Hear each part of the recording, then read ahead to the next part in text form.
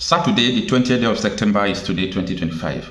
I was surprised when I saw the video of the terrorist who went to the mosque and killed 30 people while they were praying, and also that had the peace deal with the DSS, the community, the military, after he killed the 30 people. So I saw him bragging in a video. He said, look at, I am releasing 40 persons. The people he kidnapped before. He said he have released other people before. That he's releasing these people not because he's threatened or the security operative overpowered him.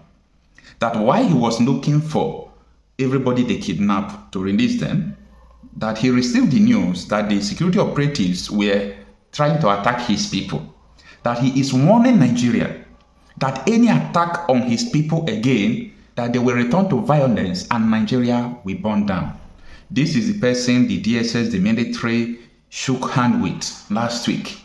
He was having people he kidnapped, and in Nigeria, kidnapping carries a death sentence if I'm not mistaken. Now, I'm trying to let you know that Nigerian constitution has been suspended. It is only valid for some group of people, for some regions. The Nigerian constitution is not valid for everybody. Nigerian constitution has been suspended in so many parts of the country because I do not see reason where the DSS, the military, the people that matters sit with a terrorist. Why the terrorist is still having people he kidnapped. And the terrorist is coming out to warn Nigeria that if they ever attack his camp or his people, that the whole country is going to burn.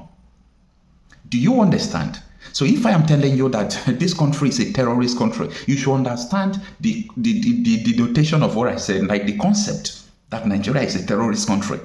A terrorist, one person cannot threaten the whole country if the government is not supporting him.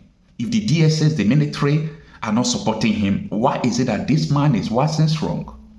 So I am not trying to criticize this man. No, I don't do that because I understand insecurity. It is only people who don't understand insecurity will come out to call Bedotuji, call this guy, call Mado Andero, begin to call these people. No, I don't do that. I call their sponsors. Without the sponsors of insecurity, these people will never be. It is only people who don't understand insecurity that call people who are carrying arms, killing people up and down. I don't do that, no. Who are the people sponsoring these people? What is the part of the peace deal? Let them publish the peace deal, let everybody see. How much do they promise these people? How much are they giving these people? Why must you pay the terrorists?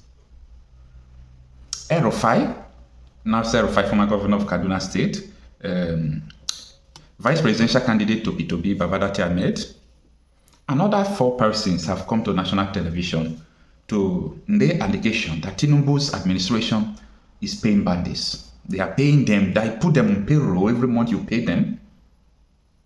So this issue is very, complicated. Most of you must have seen the video on Facebook or on YouTube. The video has copyright, so that is why I did not put it. You can go and Google it. Though he was not speaking English, you can look for someone to interpret it for you. Imagine someone threatening the whole nation, having people that he kidnapped still in the bush, since he will burn down Nigeria if security operative attack his camp. This is a shameful thing to both the CDS, the army, the DSS. Very shameful thing because, see, where I made up my mind that both the DSS, the army, they know what is happening in this country and they accomplish it. Is where Kuwa Baraje and so many other people will come to national television to boast that they imported terrorists into Nigeria to win an election. And we have DSS in the country. We have army. These are toothless in the face of terrorists. They are toothless, incompetent. Now, I also listened to former military intelligence agency Kunde Olawumi. I used to stress this thing all the time. Kunde Olawumi was saying that, come on, when I was overseeing the military intelligence, which DSS is part of, I was overseeing them. I saw the fight. We know the people carrying out the attacks. The presidency is supporting them, APC administration. The governors, the senators are supporting them. Part of the governors are the leader of Boko Haram. This is a national security head, for God's sake. Leaking this information, telling Nigerians, look at your problem. Now, for everyone who is trying to fight insecurity, organized vigilante group, what you are doing is marvelous. It's awesome. And I appreciate what you are doing. But I want to let you know that that fight you are fighting is going to continue. It's going to outlive you. After you, the other people will continue to fight for it. Is that necessary? I think what is necessary is to hold the people who are sponsoring these people. I think what is necessary is to hold the people who are sponsoring terrorism. Because someone cannot come out to continue to sponsor terrorism, then you said you are fighting insecurity, that you continue to, go after them one after the other. Whereas the DSS will meet the people you are fighting. DSS will meet them, will not kill them. They will shake hands with them and they will go. The military will meet them, they will shake hands with them, they will go. The other day I saw a military officer, that is an old video, he was promising the Boko Haram that they can become president. I'm not shocked because I still know that in Aso Rock, they might be Boko Harams. So this is something that is very, very annoying. Now, let's go on internet to understand. A lot of news media, newspapers publish this, but let us read from Sahara Reporters, and this is what it reads. It says that bandits leader Gawa frees 40 more captives in Katsina, warns Nigerian government over attacks on his camp. He owns the territory. That place is not Nigeria. Constitution has been suspended in so many parts of the country. So many people are no longer under Nigerian constitution. They pay taxes to terrorists. Now, what is the details of the article? It reads that the notorious bandits leader Isia Kwashen Garwa has released 40 additional people in Faskari local government area of Katsina State following a peace dialogue between his group and local authorities, officials at the handover said. The latest release comes just days after 30 people were freed on Wednesday, bringing the total number of released captives to about 70 according to the community figures. In a video obtained by Sahara Reporters, Garwa speaking to government officials as the victims were handed over put the overall tally at 72, noting that 2 people had been freed earlier and are not included in the group of 40. Garwa told officials the release were made in influence of promise from the Peace Pact meeting held in Faskari, and stressed that his fighters were not coerced into freeing the captives. He said he personally went into the bush to ensure those kidnapped were gathered and released to the authorities. But the bandits leader expressed deep concern over an incident he said took place on Friday in Rowa Godia, when he alleged security operatives shot and killed members of his community. He claimed that Hausa civilians were also affected, and that men, women, and children were killed and motorcycles and other properties seized. Garwa warned that unless the government took decisive action to address the alleged killings, his group will reconsider the peace agreement and could return to violence. Garwa said, "You have seen that these people were released because of the promise we made during the Peace Pact meeting in Faskari local government area of Katsina State. You can see them. There are 40 of them. 2 people were released earlier and are not part of this group of 40. On Wednesday, we released 30 people together. They numbered 72. They were released because of the peace deal meeting. We were neither threatened nor overpowered before we released them.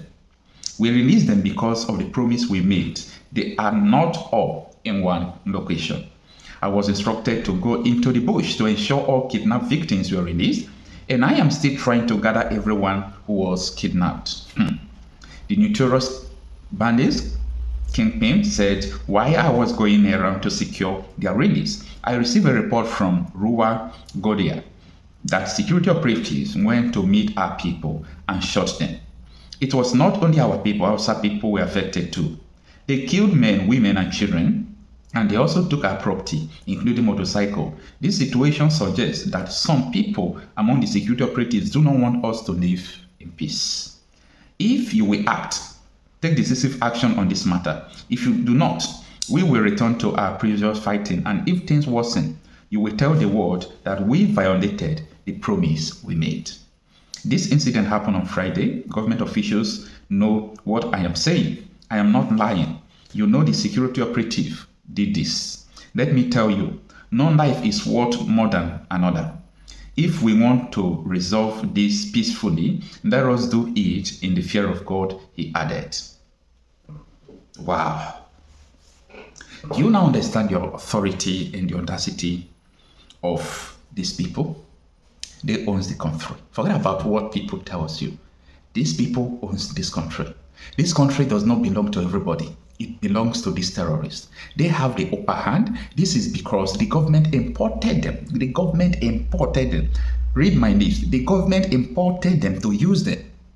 So everything is lying on the government's head now. You dare not kill them anyhow. You dare not say anything. You dare not do anything. And this is actually the reason why agitations, is not ending in Nigeria. Why it will not end? Because nobody normal, nobody that has sense will agree with me that they want to stay in a country where people are living like this, where a terrorist, will come out and give federal government orders. Nobody wants to live in a country like this. So this is not the first time, this is not the second time, neither the third time nor the fourth time something of such is happening. Where do we go from here? I am of the opinion that Nigeria is not sustainable. We may pretend to be managing it, but this country is not sustainable. I am Okocha P. Marcel, a confident reporter. Let me know what you think about this.